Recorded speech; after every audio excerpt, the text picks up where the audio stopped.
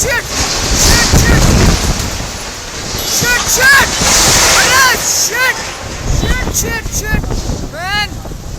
literally गया भाई गया कौन आया रे उसके नीचे शिट क्या बना है भाई क्या टाइम पे बना है क्या गया ये इसका ये वाह पूरा बिल्डिंग गिर गई ये देखो ये 3G टावर है इनके ऊपर केस होना चाहिए ये देखो इनके लापरवाही का नतीजा 3G टावर देखो इनके लापरवाही का नतीजा यहाँ पे देखो कितनी गाड़ियां दब चुकी है कितने जन मर चुके हैं यहाँ पर ये देख सकते हैं आप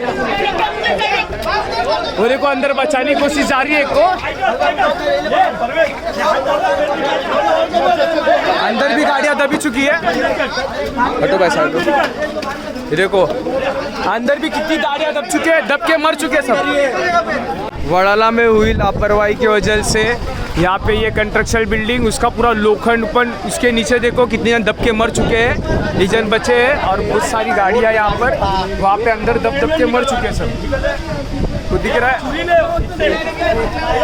देखो दे सकते हैं आप सब गाड़ी की माँ ये देखो अंदर बच्चा है भाई अंदर बच्चा है ये बच्चा है आदमी बच्चा है वो सब में मर गए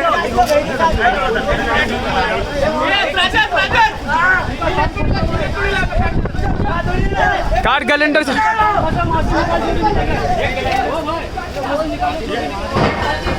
ओ भाई इससे होएगा ओ भाई इससे होएगा